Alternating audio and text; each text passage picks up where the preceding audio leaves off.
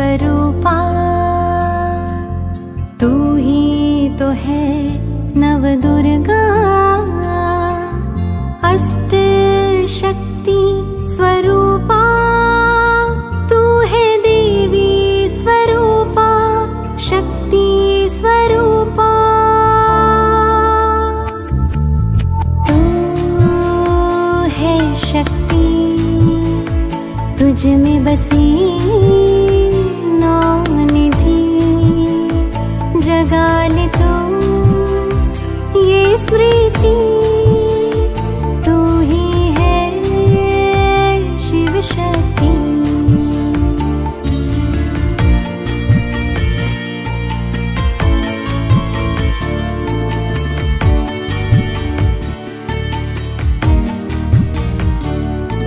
जो जग से रहती है न्यारी, वो आत्मा है सबकी प्यारी। जो जग से रहती है न्यारी, वो आत्मा है सबकी प्यारी। जो न होती प्रभावित कहीं, ये है संकीर्णता की शक्ति। पुरानी बातों को जो मन से निकाले, पुरानी बातों को जो मन से निकाले, ना ईर्ष्या ना द्वेष को मन में पाले। क्षमा के गुण से समेटे हर बात, वो है समेटने की शक्ति। तू ही है शिव शक्ति, तू ही है शिव शक्ति।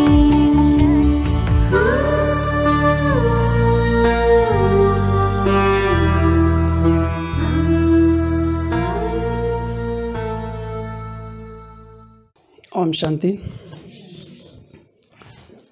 तो अभी हमने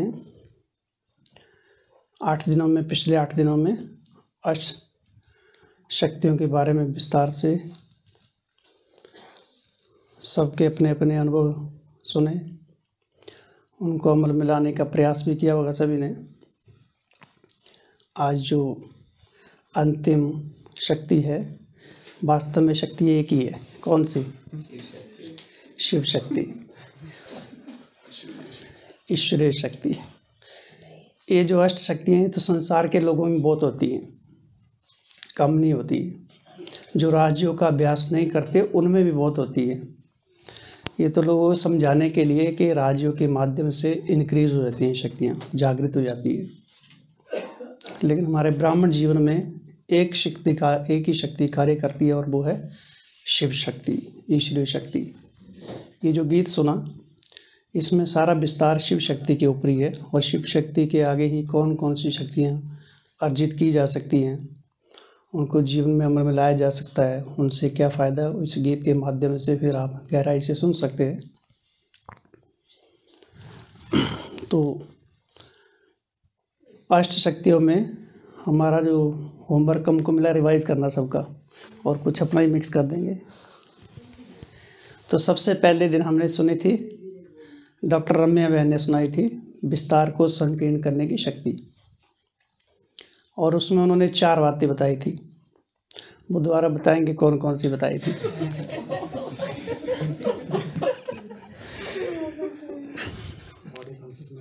हाँ, धीरे धीरे सबका नंबर आएगा, आपका भी है उसमें। दूसरे नंबर पर थे अरविंद भाई। हाँ ठीक, मना आप इधर ही प्रेजेंट है, बैठे हुए। दूसरे नंबर थे मंजू बहन, समेटने की शक्ति। कितनी बातें बताई थी आपने? 8 बातें बताई थी, ठीक बोला। तीसरे नंबर पर थे सुखदेव भाई।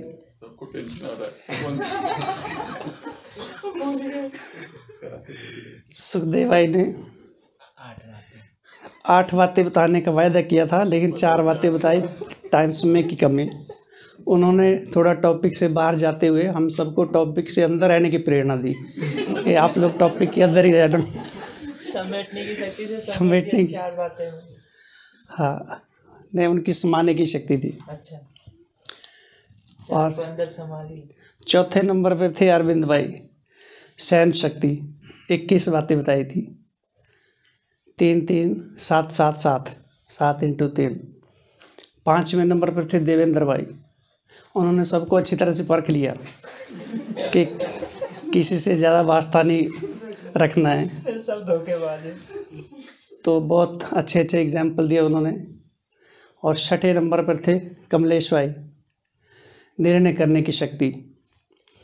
और 6ठे नंबर पर थे सचिन भाई भी। क्या सुनाया था उस दिन सचिन भाई ने? हाँ खुद ही बोल गए, to be not to be. Class post की थी, पिछली क्लास थी 2018 की। और 7वें नंबर पर थे आशीष भाई, सबका सामना अच्छी तरह से किया। उन्होंने शाम पे एग्जाम्पल दिया फुफकारने का, तो वो कदम कदम पर फुफकारते भी रहते हैं सबको इधर। लेकिन साथ में शफा भी देते सबको, सबका ध्यान भी रखते। और 8वें नंबर पर थे विठल भाई, जिन्होंने हाथी का उदाहरण दिया था। तो ये अष्ट शक्तियाँ थी और आज हम इन पर चर्चा करेंगे। हम सबका ध्येय वास्तव में क्या है? शक्तियाँ तो वास्तव में भीतर ही हैं हमारे पास, लेकिन समय पर उनको उपयोग में लाना, समय पर वो याद आ जाएं, स्मृति में आ जाएं।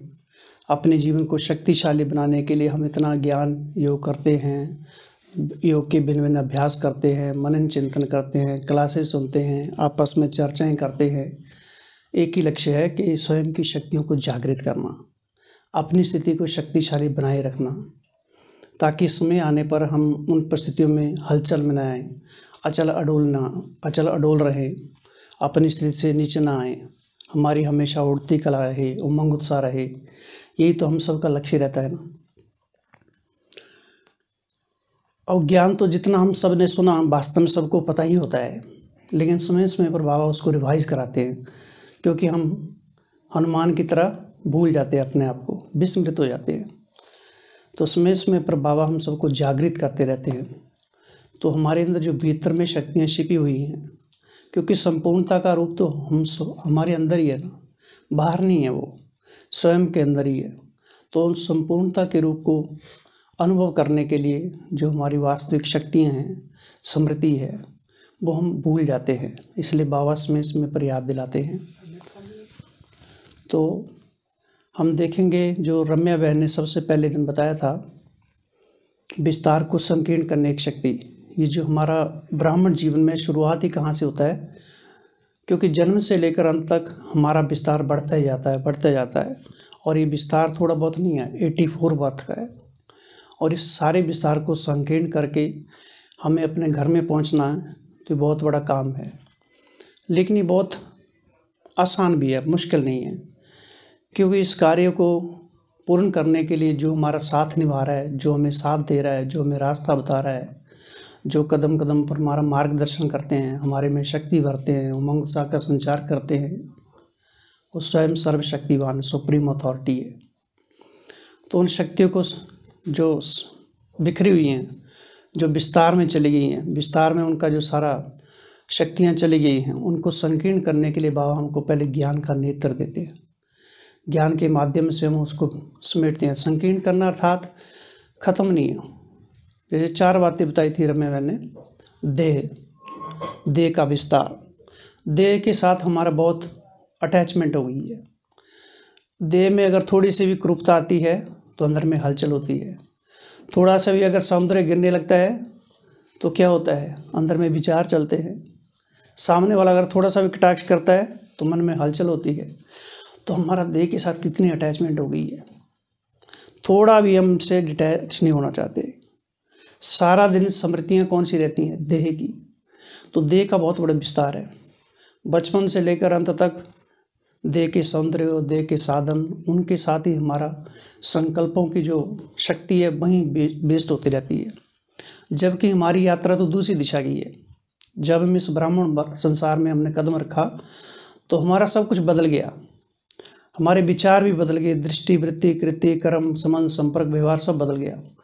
लेकिन कहीं ना कहीं आत्मा की इतनी अटैचमेंट है कि छूटती नहीं है, सहज रूप से छोड़ना नहीं चाहती है उसको। तो कितना बड़ा ये लक्ष्य है बाबा ने हम सबको दिया कि इस देह को बिल्कुल डिटैच कर दो। कितना बड़ा पुरुषार्थ है। तो सबसे पहली बात, देह से डिटैच, और इसके कौन से आगे मेथड हो सकते हैं उस पर भी चर्चा करेंगे। आईना देखना नहीं चाहिए। हाँ, आईना देखना नहीं चाहिए। तो एक माता जी पहले आते थे इधर महाराष्ट्र के, आजकल वो दिखते नहीं, हो सकता चले गए, ओम शांति हो गया हूँ, क्योंकि ओम शांति मैंने शरीर छोड़ दिया, बुजुर्ग थे वो। तो वो कह रहे थे हमने जब से ज्ञान में चले हमसे तब से आईना नहीं देखा। दूसरी बात, हम यज्ञ में सुनते हैं, जो हम चंद्रास भाई से सुनते थे, तो पहले बाबा आईना भी यूज़ नहीं करने देते थे। वो अपनी शेव कैसे बनाते थे, पानी में देख के बना लेते थे, ऐसे कर लेते थे वो बाबू चंद्रास भाऊ जी। देखे तो सवेरे ऊपर जाना, फिर ऊपर जाके दिखेंगे आपको। ऊपर ही रह गए तो। हाँ, तो ऊपर ही रह, उसी का तो प्रसाद चल रहा है सारा। तो ऐसे बहुत सारे ऐसी बाबा ने प्रतिबंध लगा रखे थे जो हमारे पुरुषार्थ में पंख लगाते थे, हमारे हित के लिए थे, कल्याण के लिए थे। तो पहली है देह के साथ हमारी जो अटैचमेंट है उसको हमको कम करते जाना है। ऐसा नहीं कि बिल्कुल अटैचमेंट नहीं रहेगी, लेकिन बहुत धीरे धीरे कम करते जाना है। दूसरा था देह के संबंध, कितने खींचते हैं देह के संबंध। देह के संबंधों में जितने भी हमारी पारिवारिक प्रवृत्ति होती है, हमारे मित्र संबंधी दोस्त होते हैं, तो उन्हीं का चिंतन चलता रहता है। देह के संबंधों का विस्तार ब्राह्मण जीवन में भी आते हैं, तो यहाँ भी संबंधों में बहुत सारा संबंधों का पसारा बढ़ता जाता है दिन प्रतिदिन। तो बहुत कदम कदम पर फूक रखने का वाला मार गई। नहीं तो यहाँ भी तुम मेरा भाई है, तुम मेरी बहन है, कौन किसका है, कोई किसी का नहीं है। क्योंकि देवेंद्र ने बताया था, देवेंद्र भाई ने, यहाँ कोई किसी का नहीं है, परखना है सबको, सब धोखेबाजी। तो देह के संबंधों से। तीसरी बात थी देह के पदार्थों से। देह के पदार्थ कौन से हैं? ये जो हम पहनते हैं, स्वेटर, कोटी, शाल, जो भी आजकल चलता है, जैकेट, या फिर देह को जाने संवारने के लिए जितने भी संसाधन हैं उनको यूज़ करते हैं। और बहुत सूक्ष्म अट्रैक्शन रहती है मन में, है ना। अगर किसी के पास हम दूसरी चीज़ देखते हैं तो हमारा जाता है, थोड़ा सा भी संकल्प तो चलेगा, फिर चीज़ें बहुत सारी एकत्रित हो जाती है, तो उनमें हमारी बुद्धि लगी रहती है देह के पदार्थों में। क्योंकि हमारी बहुत सारी एनर्जी जो है हमारे आसपास जितनी भी चीज़ें हैं उनमें अटकी रहती है, बार बार वहीं जाती है। इसलिए जितना हो सके कम चीज़ें रखनी है, दान करने की प्रवृत्ति को बढ़ाना है, अपने पास बहुत ही कम चीज़ें हों। साधना वाला जीवन, सन्यासी जीवन अर्थात क्या, बेहद के सन्यासी है। और इसका एग्जाम्पल हमारे पास बाबा है और दादियाँ हैं हमारे सामने। ब्रह्मा बाबा ने अपने पास क्या रखा, चाहते तो क्या नहीं कर सकते थे, लेकिन उन्होंने जो रहने का स्थान था बाबा की कुटिया, या उनका जो जीवन था सादा जीवन था। बाबा का खाना पीना कैसा था, एकदम सिंपल था। तो उसी तरह से हमारा जीवन भी वैसा ही होना चाहिए। लेकिन ये तुरंत नहीं होता, धीरे धीरे करना पड़ा। हाँ, संकल्प दृढ़ है, संकल्पों में शक्ति है, ताकत है, तो धक्के से हो भी सकता है, बड़ी बात नहीं है उसमें। तो सादा जीवन, उच्च विचार, ताकि हम देह के पदार्थ हैं कम से कम यूज़ करें। जितना कम करेंगे हमारी शक्ति जमा होती जाएगी। नहीं तो शक्तियाँ पदार्थों को एकत्रित करने में, उन्हीं में हम योजनाएं बनाते रहते हैं, उनके आसपास जो चीज़ें पड़ी रहती है उसी में हमारी शक्तियाँ फंसी रहती हैं, और उसका हम खुद आनंद नहीं ले पाते हैं। क्योंकि आत्मा का सारा जो शक्ति है वहीं अटैचमेंट है उसकी, देह के पदार्थों में। और चौथा था देह की, हाँ जी, रोल। चौथा तो ही बताएंगे, चौथा रम्या बताएंगे क्या था। हाँ जी, देह के संस्कार थे, संस्कार, समस्या है देह की, और समस्याएं संस्कारों से पैदा होती है। जब संस्कार नहीं मिलते, देह के संस्कार अर्थात क्या, देह के बारे में सोचना, देह को देखना। और हम तो बाबा ने हमको क्या बनाया, आत्मवानी बनो। कल की मुरली में था ना, बाबा की महिमा अपरंपार है। क्यों क्योंकि हमेशा बाबा देहवानी स्थिति में रहते हैं, इसलिए वो उसकी महिमा अपरंपार है। तो जो देह के संस्कार है इनसे भी हमको मुक्त बनना है। तो ये 4 बातें थी। तो कौवे वाली बात भी। हाँ, वो एक दादी जी का उन्होंने एग्जाम्पल दिया था कि दादी जी कहते थे ये 5 क जो है ना खराब है, और क को कौन करता है? क की भाषा किसकी है? कौवे की। क्यों, कैसे, ऐसे, क्यों, कैसे, कहाँ, कब, किसने, ये सब क का अगर इसके विस्तार में चले जाता है तो स्वयं को संकीर्ण करना बहुत मुश्किल हो जाता है। लेकिन उसी का अगर हम उसको दूसरे अर्थों में देखें, दूसरे पहलू से देखें, तो उसका फ़ायदा भी है।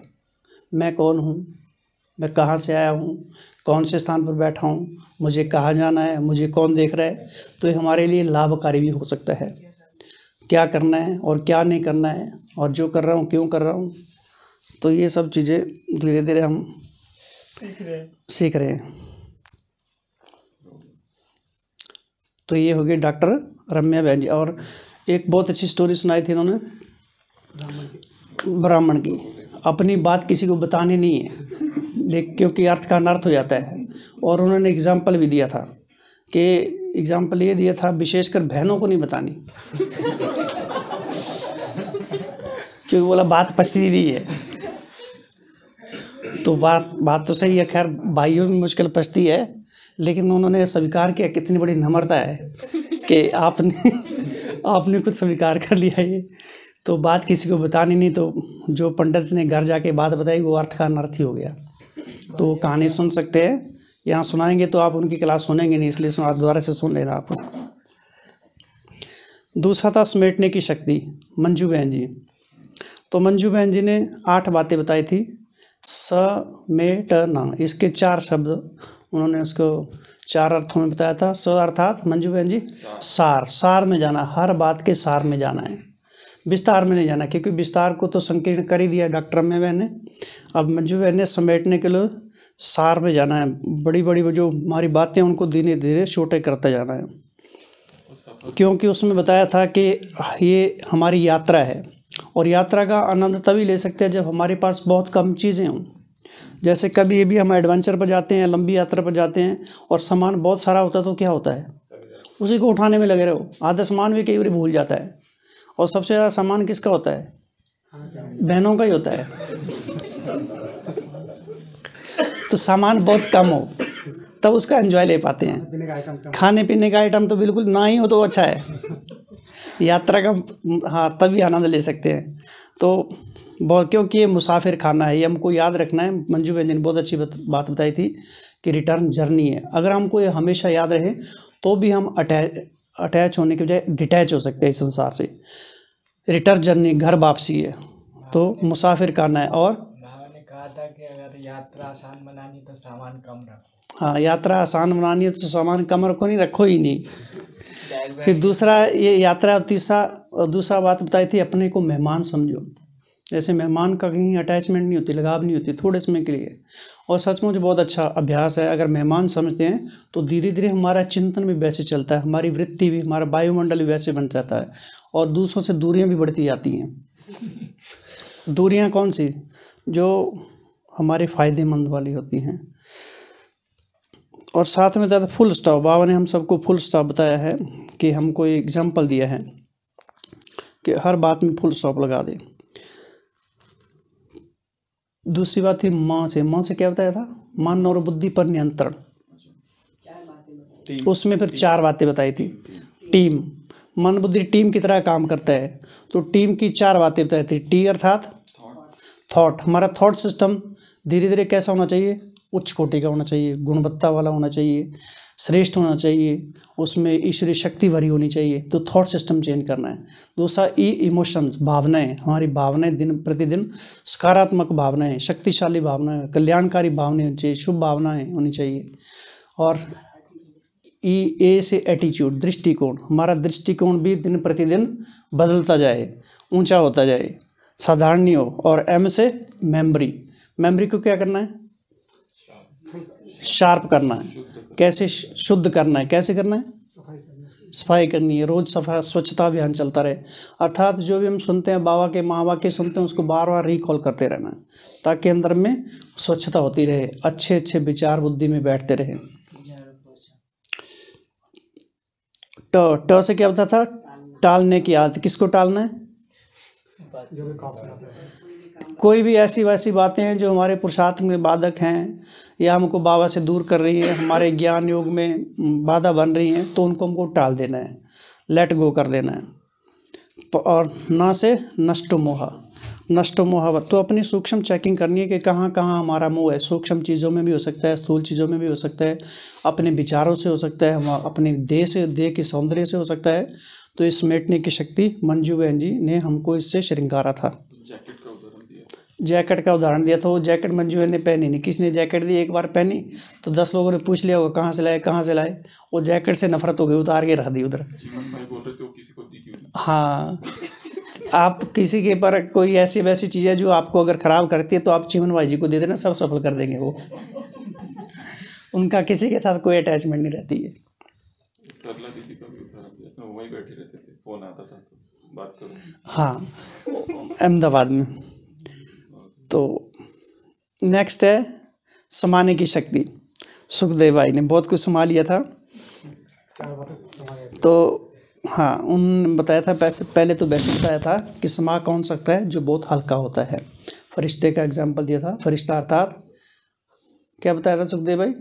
फरिश्ता अर्थात संकल्प में हल्का, बोल में कर्म, हाँ, संबंध में 4 बातों में हल्का, संकल्प, बोल, कर्म, संबंध, संपर्क में हल्का। तो फरिश्ता बनकर रहना है। और 4 बातें जो समाने के लिए बताया था, निंदा, स्तुति, मान। निंदा स्तुति में समान रहना है, क्योंकि निंदा भी होगी तो स्तुति भी होगी, लेकिन इन बातों को समाना है। हमको 12 अगर कोई स्तुति करता है तो वो भी हमको अर्पित कर देनी ऊपर, और निंदा करता है तो वो भी अर्पित कर देने, अप्रभावित रहे उन चीज़ों से। दूसरा था जीवन में सुख भी आएगा तो दुख भी आएगा। ऐसा नहीं हम ब्राह्मण जीवन में कदम रखते दुख के क्षण नहीं आएंगे, लेकिन वो हमको प्रभावित ना करे, हमारे मन को डुलायमान ना करे। तो इन चीज़ों में भी हम सबको क्या रहना है, उनको संभाल लेना है एकदम। तीसरा था जय पराजय। जीवन में जय भी होगी तो पराजय भी, दुख हार भी होगी तो जीत भी होगी, लेकिन इनको समाना है। चौथा था लाभ और हानि। तो ज़िंदगी में दोनों आएंगी, लेकिन अपनी कमी कमजोरियों को संभाल लेना है। अगर कमी कमजोरियाँ हमारे में हैं तो उनका वर्णन नहीं करना, चिंतन नहीं करना, होती हैं, लेकिन उनको छोड़ने का पुरुषार्थ करना है। दूसरे की कमी कमजोरियों को देखना नहीं है। जैसे माँ बच्चे की कमजोरी को देखती थोड़ा नहीं है ना। जैसे एग्जाम्पल बताया भी था ना, अगर माँ के सामने उसी के बच्चे की दूसरी माँ वर्णन कर तो क्या होता है। भले माँ से के साथ तो बहुत दोस्ती है, बताया था ना संडे के मूल्य में, परिवार से प्यार, ब्राह्मण परिवार से प्यार। घृणा है तो क्रोध भी आएगा, घृणा है तो क्रोध भी आएगा, जोश भी आएगा। बावन का मेरे से प्यार है तो सबसे प्यार है, मेरे से प्यार है तो सबसे प्यार है। तो ये हमको चेक करना है। हाँ, रावण जरासंधी, वो भी उस कंस जैसा कोई भी आ जाए, रावण से कितना ही बलशाली क्यों नहीं, लेकिन सबसे प्यार कर रखना है। तो रावण जैसे संस्कार होंगे, वास्तव में वो संस्कार तो है नहीं, वो तो टेम्परेरी है, लेकिन बाबा कहते हैं ओरिजिनल संस्कार कौन से हैं? आत्माओं की पवित्रता, सुख, शांति, जो 7 रूप बताते हैं।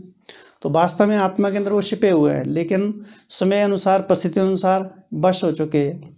इसलिए वो संस्कार हमारा, बाबा कहते हैं दूर का चश्मा तो है, दूर का चश्मा तो तेज है, नज़दीक का चश्मा कमज़ोर हो गया। अर्थात दूसरे की कमी कमजोरियों को देखने की आदत तो हमारी पक्की हो गई है, लेकिन स्वयं की कमी कमजोरियों को देखने की आदत धीरे धीरे छूटती जा रही है। तो ये देखना है। हाँ, हार जो है ये बहुत अच्छी बात है। हार हमारे अहंकार को तोड़ती है, इसलिए पुरुषार्थ में कभी कभी हार होती है ना, तो वो भी फायदेमंद होती है, वो है ना। बार बार हार खाना जो है वो नुकसानकारी हो सकती है ना। बाबा ने कहा जो इधर बार बार हार खाएगा उधर हार बनाएगा, हार बनाए, इधर हार खाएगा उधर हार बनाएगा। हाँ, सही बात है। तो हमको हार पहने रहना है। कौन सा हार?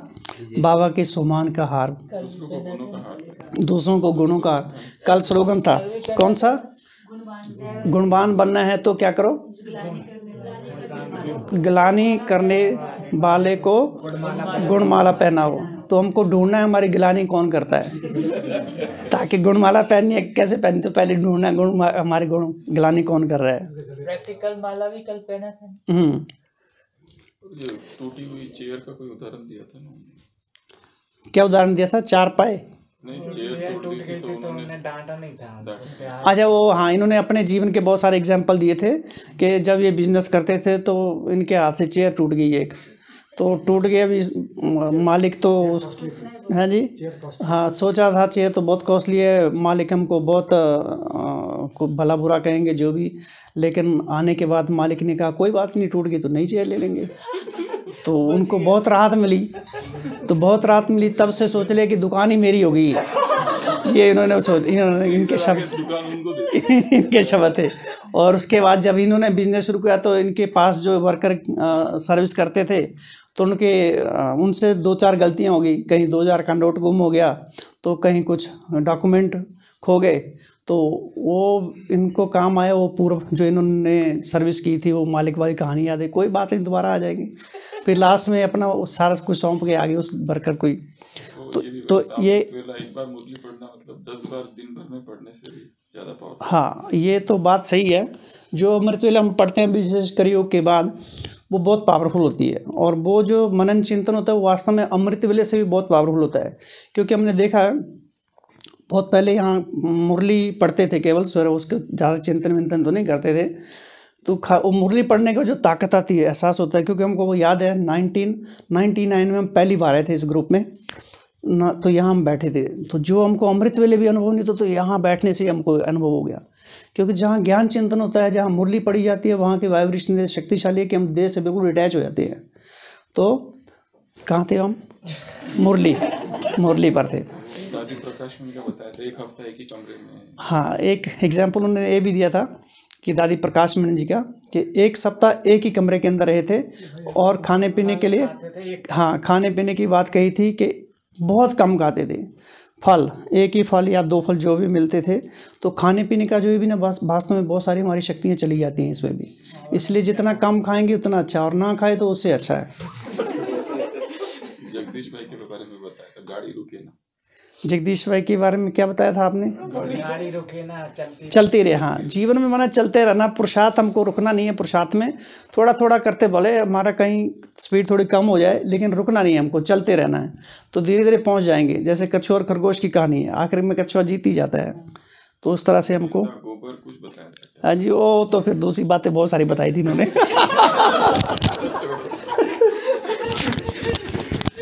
आउट ऑफ टॉपिक, बहुत सारे बाकी है। तो ये सुखदेव भाई जी की थी समाने की शक्ति। चौथे नंबर पर थे अरविंद भाई, सहन शक्ति। तो इन्होंने 21 बातें बताई थी कि किन किन बातों में सहन करना है, सहन शक्ति को कैसे बढ़ाना है और सहन शक्ति से क्या फ़ायदे हैं। तो 21 बातों में से पहली बात थी, पहली और दूसरी में 3-3 बातें थी। व्यक्तियों को कैसे सहन करना है, व्यक्तियों की 3 बातें, व्यक्तियों के शब्दों को, व्यक्तियों के व्यवहार को और व्यक्तियों के संस्कारों को। क्योंकि हम जीवन में संबंध संपर्क में जब आते हैं तो किसी के मुख से अपशब्द निकल जाते हैं, और विशेषकर तब मन को आघात पहुंचता है जब ज्ञान में कोई चलता हो और उस समय उसके मुख से कोई ऐसा वैसा शब्द निकल जाए और हमारी अपेक्षा उससे बहुत ऊंची हो, तो मन को थोड़ा हार्ट होता है। तो उसमें हमको सहन करना है, क्योंकि सामने वाले की स्थिति बदलती रहती है। ऐसा नहीं कि सामने वाले को जिसको हम बड़ा ऊंचे दृष्टिकोण से देख रहे हैं वो भी हमेशा उसी पर रहता है। उसके सामने में कई प्रकार की परिस्थितियाँ आ सकती हैं जिनका हमको पता ही नहीं है। तो उन परिस्थितियों के अनुसार हर एक की स्थिति बदलती रहती है। तो उनके शब्दों को भी सहना है, उनके संस्कारों को भी, उनके व्यवहार को भी सहना है। दूसरी बात थी प्रकृति की 3 बातों को, सर्दी गर्मी बरसात, बदलता रहता है। लेकिन प्रकृति से हमको दोस्ती करनी है। चाहे ठंड हो, ठंड से भी प्यार रखना है। चाहे बरसात हो, बरसात में हम घूमो फिरो उससे, और गर्मी से भी हमको दोस्ती करनी है। तो हमको उसके प्रति नेगेटिव नहीं सोचना है, और नेगेटिव सोचते तो उनसे हमें नेगेटिव एनर्जी आती है, और उनके प्रति पॉजिटिव सोचेंगे तो हमको शक्तिशाली बनाते हैं। प्रकृति में घूमने का मजा आएगा, चाहे धूप हो, चाहे सर्दी हो, चाहे गर्मी हो, कुछ भी है। बाबा ने कहा था मैं प्रकृति तत्वों का भी पतित पावन। कल परसों के मुरली में था, मैं केवल तुम आत्माओं को पावन नहीं बनाता हूँ, प्रकृति के तत्वों को भी मैं पतित पावन, उनका भी वो भी मेरे बच्चे हैं। हाँ, 5 तत्व भी मेरे बच्चे हैं। तो ये थी दूसरी बात। तीसरी बात थी झूठे आरोप है ना, झूठे आरोप लगेंगे, कोई भी कह सकता है, तो उनको भी हमको सहन करना है। हो सकता है हमने झूठे आरोप जो हम हमारे पर लगाए जाए हमारे में बिल्कुल है ही नहीं है बिल्कुल भी, लेकिन सामने वाले का दृष्टिकोण ही ऐसा है देखने का, क्या करें। क्योंकि कोई को संस्कार ही होता है कि दूसरे की कमी कमजोरियों को ढूंढना क्या नेचुरल आदत ही हो जाती है। तो वो भी हमको सहन करना है। और उसमें सहन करने का बहुत आसान तरीका है, एक चुप 100 सुख, क्योंकि आखिर तो जीत सत्य की होती है। हाँ, नाव हिलेगी डुलेगी लेकिन डूबेगी नहीं। हो सकता है वो तो सही भी हो। हो सकता है वो सही भी हो, बड़ी बात नहीं है। हाँ जी, तो स्वीकार कर लें, लेकिन उल्टा असर भी हो सकता है। अगर एक बार स्वीकार करें तो बार बार ही बताता रहेगा। इसलिए आशीष भाई ने ठीक बोला था, फंफकारते रहना बीच में। तो हर एक की बात बिल्कुल राइट है। तो तीसरी बात थी झूठे आरोप। चौथी बात थी बीमारियों की परिस्थितियाँ जीवन में आएंगी। कभी नुकसान भी हो सकता है, कभी फ़ायदा भी हो सकता है, कभी एक्सीडेंट हो जाता है, कुछ भी हो सकता है। कई प्रकार की तनावजन्य परिस्थितियाँ आ सकती हैं, तो उन परिस्थितियों को भी सहन करना पड़ेगा। और ये हमको ज्ञान तो बाबा ने दिया ही है ना, क्योंकि सहन करने की एक बात थी, आज्ञा किसने आज्ञा दी है? स्वयं भगवान ने आज्ञा दी है सहन करने की। मजबूरी से सहन नहीं करना, तो मोहब्बत से सहन करना, तो क्या होगा? मजबूत हो जाएंगे, शहंशाह बन जाएंगे। तो तीसरी बात थी परिस्थितियाँ, चौथी बीमारी। चलो, तीसरी बीमारी, चौथी परिस्थितियाँ, ठीक है। Adjusting power. हाँ, बीच में एक और बात ही है, तो ये अष्टशक्ति है। वास्तव काल में हमने थोड़ा चिंतन किया था, हमारे भारत में 51 शक्तिपीठ हैं। तो 51 शक्तियाँ मैंने फिर ढूंढी कैसे हो सकती हैं 51 शक्तियाँ, वो भी शॉर्ट में चर्चा कर लेंगे। और एक विदेशियों ने किताब बनाई थी, पावर्स, इंग्लिश में किताब है, उसमें 40 शक्तियाँ हैं। तो वो इंग्लिश की बजाय हिंदी में किया था, तो उसको भी हम चर्चा करेंगे। तो चौथी बात थी परिस्थितियाँ, बीमारी भी आएगी तो परिस्थिति भी आएगी, उनको भी सहन करना है। पांचवी बात थी निंदा अपमान, और छठी बात थी असुविधाएं, अनकम्फर्ट जोन, ये सब चीज़ें आएंगी। और सातवीं बात पूरे आगे इसमें नहीं, एक बात और थी। 7 हो गए, चलो ठीक है, 8वां आ जाए तो घर जानी। हो गए 7, ठीक है। तो व्यक्तियों के शब्द, व्यवहार, संस्कार, प्रकृति, झूठे आरोप, परिस्थितियाँ, बीमारी, फिर अपमान, मिथ्या अपमान, फिर असुविधाएं, ये 7 चीज़ें होगी। सहन शक्ति को बढ़ाने का तरीका क्या है? तो पहला एक्सेप्टेंस, स्वीकार करना है। हाँ, ये हमको सहन करना है। जैसे माँ कितना सहन करती है, कहाँ से शक्ति आ जाती है उनके अंदर, तो सहन करते हैं ना वो। परसों एग्जाम्पल बताया था ना कि जब भूकंप आया, पहले तो पैरालिसिस था, वो सारी बीमारी मन में ही होती है, और जब भूकंप आया तो कैसे दौड़ के नीचे आ गया, वो शक्ति कहाँ से आई? उसके बाद फिर से अब मैं कैसे चलूँगा, तो हमारी आदत ही वही बन गई है सारी। तो एक्सेप्टेंस करना है। एफएम रेडियो का कोई उदाहरण दिया था? हाँ जी, एफएम रेडियो का कौन सा उदाहरण दिया? वो किसी और ने दिया होगा। क्योंकि ज्ञान इतना बाढ़ आ गई है, कौन क्या गिर दे गया वो याद नहीं रहता है।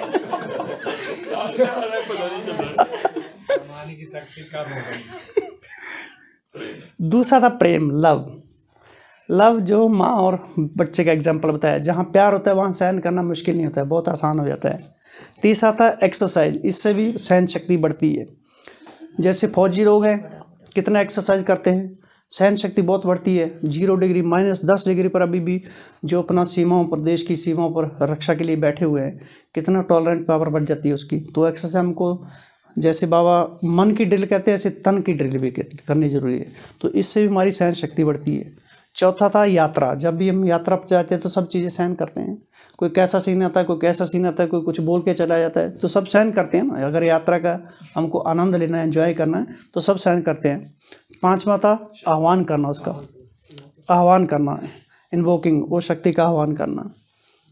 और उसमें हम छोटे छोटे प्रयोग भी कर सकते हैं। दूसरा ऐसा नहीं कि वही शक्ति का आह्वान करें, और भी कुछ एक्सरसाइज कर सकते हैं, जैसे अष्ट शक्तियों का। अब एक शक्ति का कहाँ तक बैठ के करेंगे, तो यही सोचना है कि अष्ट शक्तियों का गोला, मैं अष्ट शक्तियों का गोला हूँ। घोड़ा ही समझ लो, गोला, अष्ट शक्तियों का गोला हूँ।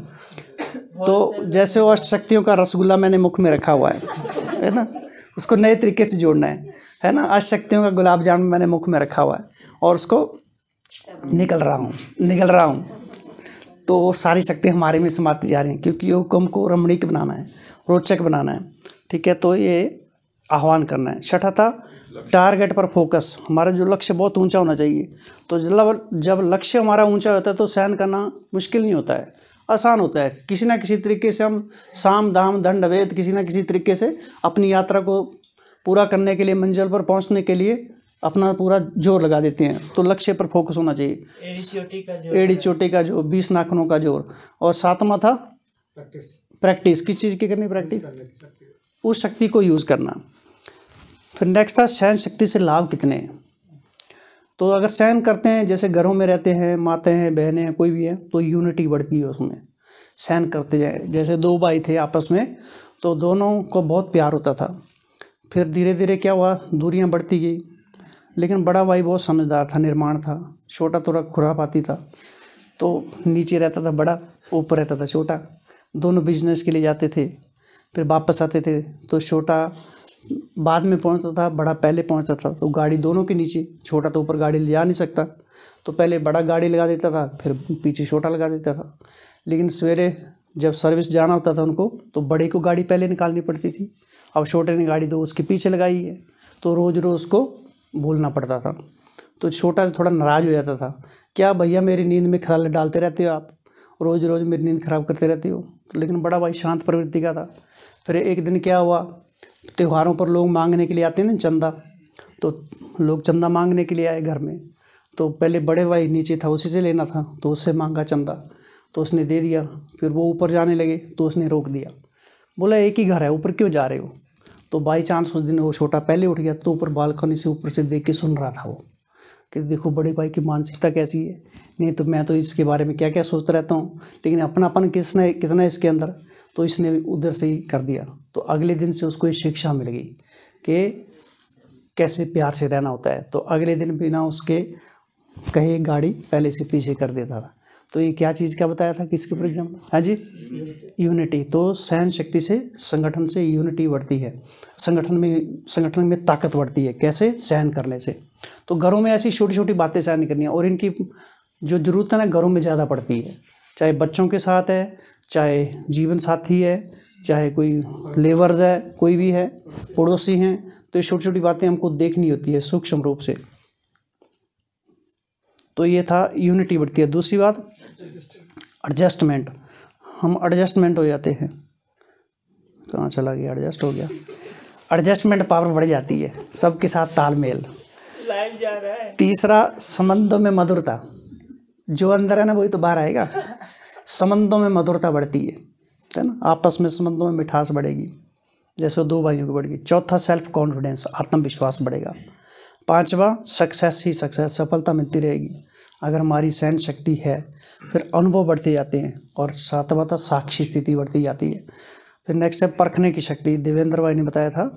तो इसमें उन्होंने बहुत सारे एग्जाम्पल प्रैक्टिकल में दिए थे, लेकिन उससे पहले उन्होंने बताया था परखना कि सबसे पहले स्वयं के विचारों को परखना है, क्योंकि हमारे विचार ही हमको कई बार धोखा देते हैं, हमारे विचार ही हमको चढ़ाते हैं, तो हमारे विचार ही हमको गिराते हैं। इसलिए कहते हैं ना, आत्मा अपना ही शत्रु अपना ही मित्र है। तो स्वयं के विचारों को परखना है, कौन कौन से विचार ठीक हैं, कौन कौन से विचार खराब हैं, कौन से विचारों का हम भोजन खा रहे हैं। तो स्वयं के विचार, स्वयं के संस्कार, नहीं तो बार बार धोखा खाते रहते हैं। दूसरा व्यक्तियों को परखना बहुत ज़रूरी है ना। सफ़ेद पोस्ट में भी हमको धोखा मिल सकता है, तो परखना बहुत ज़रूरी है उसमें भी। माया सफ़ेद वस्त्रधारी बन के आती सफ़ेद वस्त्रधारी बन के आती है। तीसरी बात प्राणियों को परखने की बात बताई थी उन्होंने, कि ज़्यादातर कई बार होता है कि हम प्राणियों को ज़्यादा पालते रहते हैं, तो ऐसे कई सारे इंसिडेंट हो गए हैं। एक बार घर में किसी ने बहुत बड़ा अजगर पाला हुआ था, और ये सुनी भी होगी घटना। तो वो लंबे समय से वो अजगर तो घूमता रहता था, बच्चे खेलते रहते थे उसके साथ, लेकिन आगे अजगर के मन में खोट आ गया होगा, तो उसने जो उसको खिलाते थे घर वाले, खाना पीना बंद कर दिया उसने। तो खाना पीना बंद कर दिया, उसको फिर जांच कराने के लिए लेके गए पशु चिकित्सक के पास। तो उसने बोला ये तो सारा ठीक ठाक है बिल्कुल, इसको तो कोई बीमारी नहीं है, सब जांच कर ली। तो एक दिन वो अजगर उस बच्चे को निकल के चला गया। तो इसलिए प्राणियों से भी सावधान, और मनुष्य भी एक प्राणी है, तो सावधान रहने का, परखना है। और इसके लिए 5 बातें बताई थी देवेंद्र भाई ने, बहुत पावरफुल। कच्चा निकल हाँ, हम उसको बढ़ाने के लिए हमारी मन की एकाग्रता हो। दूसरा क्लियर माइंड हो, एकांत। तीसरा मनन चिंतन ज़्यादा हो। और चौथा मेडिटेशन अभ्यास। 5वां था मेडिटेशन, ज़्यादा हम योग के छोटे, अर्थात मन बुद्धि हमारा दिन प्रतिदिन क्लियर होता है। और परखने की शक्ति सबसे ज़्यादा किस में थी, यहाँ एग्जाम्पल दीदी मनमुनि जी का एक नाम लिया जाता है, 1 सेकंड में परख लेते थे सामने वाले को। तो हम भी अगर किसी को देखें तो सेकंड में परख जाएं, है ना। ऐसा नहीं किसी के चेहरे पर ही लट्टू हो जाए, नहीं, परखना उसको, उसकी आंखों में झांक के देखना है कैसी प्रवृत्ति। और इस संसार में कौन है खराब है तो सारे खराब ही हैं।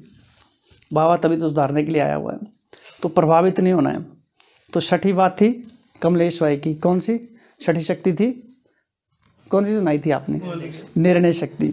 बहुत कुछ निर्णय करने के लिए हमको इन्होंने टिप दिए, 20 बातें बताई थी, 22 बातें। कौन सी बताई थी? 12 1 और 10 1। तो सबसे पहला था बुद्धि को ज्ञान से भरपूर रखना है। दूसरी बात थी अपने अनुभवों को बढ़ाना है। तीसरा साक्षी होकर निर्णय देना है। त्रिकालदर्शी होकर, आज के मूल्य में त्रिकालदर्शी स्थिति पर रहेंगे तो क्या होगा? स्वस्थिति से पर विजय प्राप्त कर लेंगे। और उसमें सहन शक्ति, ऐसा नहीं जिस शक्ति को ऑर्डर दिया वो थोड़े टाइम के बाद आए, नहीं, समय पर आए। तो त्रिकालदर्शी होकर निर्णय देना है। और हंस बुद्धि बनना है। हंस कैसे होता है? स्वच्छ होता है, कंकड़ मोती निर्णय कर लेता फटाफट। तो हमको ही वही बनना है। एकांत का अनुभव, एकाग्रता को बढ़ाना है। और दृढ़ता हो, धैर्यता हो, बड़ों से राय ले सकते हैं, बाबा के सामने रख दो, बालक सो मालक का बैलेंस हो, वेट एंड सी, ये वेट एंड सी धैर्यता में आ गया। फिर नेक्स्ट था विवेक का खून नहीं करना है निर्णय देते समय। नहीं तो बार बार हम अपने जीवन में बहुत सारे बातों का खून कर देते हैं, विवेक का खून कर देते हैं। मौका प्रस्त नहीं बनना है जी। रमेश बच्चा कहाँ था? हाँ, एक कहानी बताई थी रमेश बच्चे की, वो भूल गए हम, नहीं, वो विवेक का खून हो गया। मौका प्रस्त नहीं बनना है, स्वार्थवश निर्णय नहीं देना है, धोखेवश नहीं देना है, आलस्य वश नहीं देना है, हद में नहीं आना है, डर डर के निर्णय नहीं लेना है, अनुमान से निर्णय नहीं लेना है, एडिक्शन वश, आवेश, हद वाला हो गया ऊपर, आवेशवश, मजबूरीवश, प्रभाववश, डरवश, दबाववश, कामनावश, इच्छा, आकर्षण, क्रोध, जोश, ये सब चीज़ें थी। कमलेश भाई ने हमको बताया था निर्णय करने के लिए। और साथ में थी सामना करने की शक्ति। किसने किया था सामना? आशीष भाई ने डट के मुकाबला सामना किया सबका। तो लक्ष्य को अर्जित करने के लिए सामना करने की शक्ति बड़ी जरूरी है। क्योंकि एग्जाम्पल दिया था उन्होंने गेहूं का, तूफान आएंगे तो तभी तो फसल जो है ना पक्की होती है। अगर वो किसान और भगवान का एग्जाम्पल दिया था, किसान भगवान को कोसता रहता था, तो सबों ने कहानी सुनी होगी। तो हमको कोसने के बजाय परिस्थितियों को स्वीकार करना है, ताकि हमारी शक्ति अंदर से बाहर आती जाए, इंक्रीज होती जाए वो। तो उसके लिए बताया था संग से संभाल करनी है, टाइम सेव करना है, फिजूल में टाइम वेस्ट नहीं करना है। क्योंकि उन्होंने और एग्जाम्पल बताया ब्रह्मा का कि आगे रहने वालों को बहुत सामना करना पड़ता है। बाबा ने कितना सामना किया, कितनी परिस्थितियों का, लेकिन अपनी स्थिति अचल अडोल एक रस रही उनकी। तो हम भी उसी वंशावली के हैं, तो हमको ये सब चीज़ों का सामना करना आवश्यक है। फिर जहाँ कामना है वहाँ सामना नहीं कर सकते हैं, जहाँ बाप का साथ है वहाँ सामना करना बहुत आसान हो जाता है। तो हमारा साथी कौन है? उदाहरण दिए थे फिर इन्होंने सामना करने के लिए 1-2, कौन सा? शाम वाला, इनकम टैक्स वाला, एक वो युगल का, हाँ, इनकम टैक्स, युगल का इनकम टैक्स फ्री कर दिया फिर बाद में, वो वाला एग्जाम्पल। युगल का भी दिया, युगल की नई शादी वाला बताया था कोई, लेकिन शादी तो भूल गया अपन लोग कि हम उस चक्कर में कभी गए ही नहीं। हाँ, विभीषण का तो विठल भाई ने, राम ने अब खुद राज्य नहीं किया, विभीषण को तो, हाँ, राम ने खुद राज्य नहीं किया, विभीषण को दे दिया। हैं? किसका? पीस पार्क का, वो इनकम टैक्स का पीस पार्क में आ गया। वही ना, ज्ञान इतना, कौन सी बात कहाँ घुस जाती है। मम्मा पापा का भी दिया था, उनको अलाउ नहीं किया था। हाँ, अंदर जाने के अलाउ नहीं किया था, सही बात है। अभी लास्ट में आ गई सहयोग की शक्ति। तो विठल भाई ने हम सबको इससे बहुत अच्छी तरह से लाभान्वित किया। और जितना भी गोवर्धन पर्वत का आध्यात्मिक रहस्य का उसका अर्थ सहज रूप से बताया कि हाथी का एग्जाम्पल दिया। तो वास्तव में ऐसी तो कोई कहानी हो ही नहीं है, हाथी का भी ऐसे हो सकता है। ये तो सारी दंत कथाएं, लेकिन कहानियाँ भी कितनी प्रेरणादायक हैं, हम सबको ये प्रेरित करती रहती हैं। तो इन्होंने 5 बातों में सहयोग की बात बताई थी। एक तो है संकल्पों से सहयोग, हमको जो सहयोग देना, सबसे बड़ा सहयोग तो संकल्पों का सहयोग है जो सूक्ष्म रूप से है। दूसरा था वाणी से सहयोग, तीसरा था कर्म से सहयोग, चौथा था तन मन धन, और 5वां था दृष्टि से सहयोग। तो ये सारी बातें थी। अब इसमें कुछ एक बातें हैं। प्रकाश भाई जी का उदाहरण। हाँ, आत्म प्रकाश भाई जी का उदाहरण टोली वालों का दिया था। गोल्ड मेडलिस्ट हैं वो, लेकिन फिर भी उनको सेवा ऐसी मिली। तो जो उनको चूल्हा फूंकने की, चाय बनाने की, टोली बनाने की, तो मन में ऐसे विचार चलते थे, लेकिन झाड़ू पोछा करने की, लेकिन ये सारी छोटी छोटी चीज़ें हमारी अवस्था को बहुत मजबूत बनाती हैं। तो ये बाबा ने कहा था, आप किसके यज्ञ में सहयोग दे रहे हो? स्वयं भगवान के यज्ञ में सहयोग दे रहे हो। तो कितनी, हाँ, वो बहुत बड़ी बात ही है, संतुष्ट है। तो इसमें हमको भी 5-6 बातों का ध्यान रखना, हमको शक्तिशाली बनना है इन शक्तियों के लिए। सबसे पहले स्मृति, ये जो गीत के अंदर था कि भीतर की शक्ति को जगाना है, हमें स्वयं को देखना है। हम कोई छोटे मोटे अरे गहरे नहीं हैं। कौन है? स्वयं भगवान के साथी हैं, वो हमारा मददगार है, उसकी दृष्टि हमारे ऊपर है, उसने हमको पकड़ के रखा, उसने हमारा चयन किया है। कोई संसार की आत्मा हमें पहचान नहीं सकी, भगवान ने हमको पहचाना है, उसने परखा है, हमको जांचा है कि एक एक हीरा बहुत अमूल्य है ना। और तो पहली बात है स्मृति रखनी है, हु एम आई, मैं कौन हूँ। ये स्मृति हमको समर्थ बनाएगी। समर्थ स्मृतियों का भंडार हमारे पास हमेशा उपलब्ध रहना चाहिए, समर्थ संकल्पों का भंडार। दूसरी बात है, इसी गीत के अंदर था, न्यारा बनना है। जितना न्यारा बनेंगे उतना प्यारा बनेंगे। बाबा शक्तिशाली क्यों है? क्योंकि वो हमेशा न्यारा है, शरीर में आता ही नहीं है, आता तो तुरंत चला जाता है, क्योंकि उनको पता है शरीर में रहने से खतरा बहुत है। इसलिए हमको वही करना है, चलते फिरते उठते बैठते शरीर से डिटैच होना। और ये हमारा अंतिम पुरुषार्थ है। सारा जो विकार कहाँ से उत्पत्ति हो रही है? शरीर की सोच है, शरीर के संस्कार है। तो हमको ज़्यादा से ज़्यादा एक ही प्रैक्टिस करनी है, अशरीरी बनने की, न्यारे होने की। जब भी मौका मिले, मौका प्रस्त, पुरुषार्थ में मौका प्रस्त बन जाना है। 1 सेकंड में गायब। और कहाँ भी हैं, भले भीड़ में बैठे हुए हैं, पब्लिक में बैठे हैं, तो भी पब्लिक में प्राइवेट, उसने दिन बताया था ना, कौन अंदर देख रहा क्या चल रहा अंदर ही अंदर। तो 1 सेकंड में न्यारे हो जाए। जितना न्यारे बनेंगे उतना शक्तिशाली बनेंगे। तो दूसरी विधि है न्यारे बनने। तीसरी बात है पुरानी बातों से किनारा करना है। पुरानी बातें हैं, अतीत की स्मृतियां हैं, अतीत की बातें जो हमको बार बार मन को उद्वेलित करती रहती हैं, मन में असमंजस पैदा करती रहती हैं, मन को कमज़ोर बनाती रहती हैं। छोड़ देना, जो हो गया वो हो गया, काम खत्म होगा, उसको तो कर नहीं सकते हैं, उसको भगवान भी कुछ नहीं कर सकता आगे। हमको आगे मार्ग बता दिया उसने, और उसने हमारी पुरानी बातें उसने सारी हार ली है। अभी वो हमारी बहुत दूर की बातें रहेगी, वो तो ख़त्म हो गई है, उनसे हमको क्या लेना देना है। वो तो गड़े मुर्दे के समान है। अब गड़े मुर्दे को उखाड़ेंगे तो क्या बदबू आएगी ना। छोड़ दिया तो छोड़ दिया, तो छोड़ दिया। तो पुरानी बातों को छोड़ देने का है। चौथी बात है मन का शुद्धिकरण करना है। और मन का शुद्धिकरण करेंगे तो शक्तिशाली बनेगा। और मन का शुद्धिकरण करने की विधि है मनन शक्ति, इसको बढ़ाना है। जैसे अब ये जो सारी बातें बताई, तो ये हमने पिछले पहली जो 6 बातें थी, 6 शक्तियों की, वो सारी 6 की 6 बातें एज इट इज़ याद की। कैसे? योग में बैठे हुए, चलते फिरते, वॉकिंग करते हुए। वो सारी 6 की 6 जितने 21 बातें वो भी याद थी सारी। जिसने जितने भी बातें बताई थी, मंजू भाई ने 8 बातें, उन्होंने 4 बातें बताई, कमलेश भाई ने 20 बातें बताई, उन्होंने 5 बातें बताई, उन्होंने इतनी। तो मन में बार बार उसको बिजी रखेंगे। हाँ जी, बता रहे थे कि हर एक व्यक्ति जो चिंतन करता है उसको बाबा की टचिंग होती है। हाँ, हर एक व्यक्ति जो चिंतन करता है उसको बाबा की टचिंग होती है, बिना टचिंग के कर नहीं सकते उसको। तो ये हमको बार बार रिकॉल करना है, तो मन बुद्धि शक्तिशाली बनेगा। तो मन का शुद्धिकरण करने के लिए मनन शक्ति। और नेक्स्ट है साक्षी दृष्टा। ये बहुत ऊंची स्थिति है। किसी के पाठ को हमको देख के प्रभावित हो जाते हैं तो साक्षी हो जाना है। भगवान भी तो साक्षी हो जाता है ना। उस साक्षी अर्थात एक निर्दयता का ये प्रतीक ही समझ लीजिए, अवस्था है। तो हमको ज़्यादा दयावान भी नहीं बनना है, क्योंकि कई पार्टी ऐसा है, ज़्यादा दया दिखाना भी कई बार भारी पड़ जाता है। फिर नेक्स्ट है ड्रिल करनी है बार बार। और नेक्स्ट है शक्तिशाली एकांत का अनुभव करना है। घरों में अगर एकांत नहीं मिलता है, जब घरों से भाई सर्विस में चले जाते हैं तो माताएं अकेली रहती हैं, पूरा घर एकांत ही होता है, उसका अनुभव करो। भाई अगर ऑफिस में चले जाए तो ऑफिस में ज़रूरी नहीं है कि 24 आवर 12 घंटे या 8 घंटे वहाँ कस्टमर ही आते रहते हैं। थोड़ा सा टाइम मिलता है, एकांत का वहाँ अनुभव करो। चलो वो नहीं मिलता है, हफ्ते में 1 दिन छुट्टी होती है, वहाँ चले जाओ, महीने में 1 दिन जाओ, एकांत का अनुभव करो। क्योंकि एकांत में बहुत बड़ी पावर है। हम संसार से बिल्कुल डिटैच हो जाते हैं, प्रकृति से जुड़े, प्रकृति में बहुत सारी शक्ति है। तो प्रकृति भी हमको बहुत सहयोग देती है। लेकिन अगर हम प्रकृति को सहयोग देते रहेंगे तो वहाँ जाके उसकी संवेदनाओं को समझेंगे, उसको देखेंगे, जांचेंगे, पढ़ेंगे, परखेंगे, उससे थोड़ा बात करेंगे, मुस्कुराएंगे, तो वो भी हमको सहयोग देती है। तो ये थी। अभी नेक्स्ट है 51 शक्तियाँ।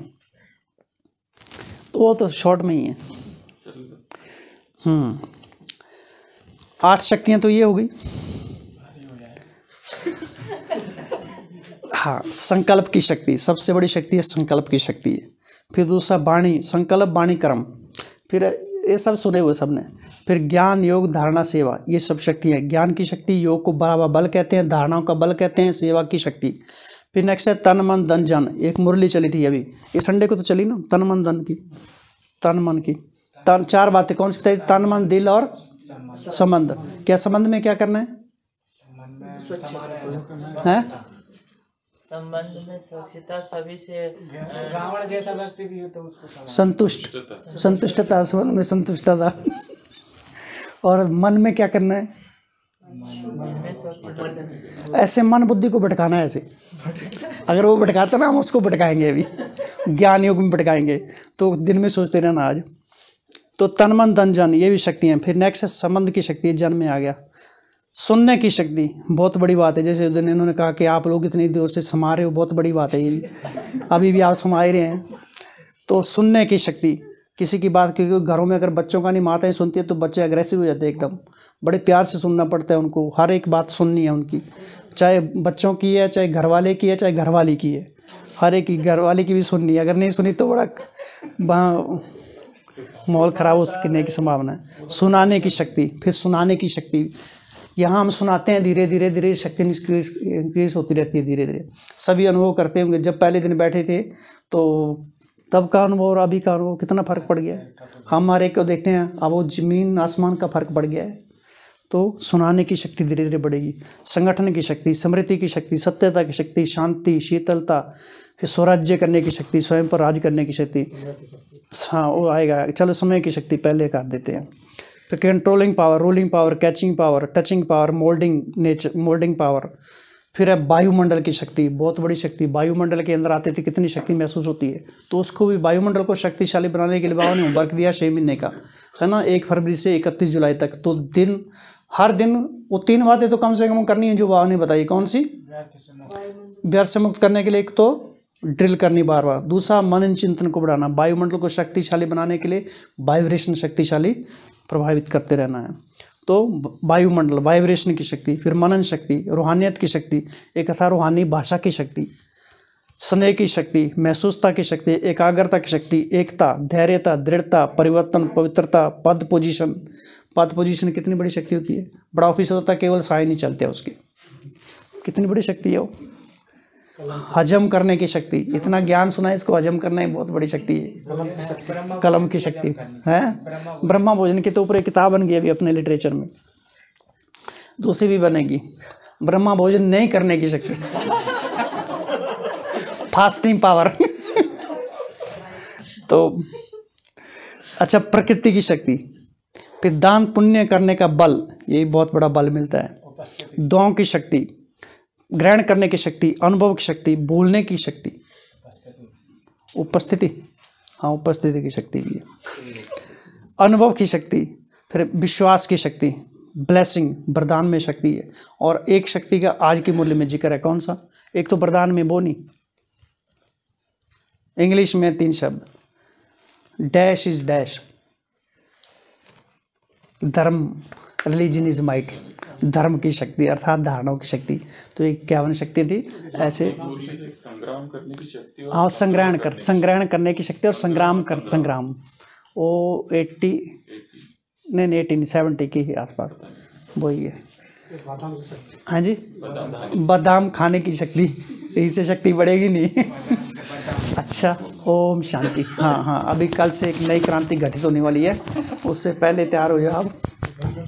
रहने दो 2 मिनट।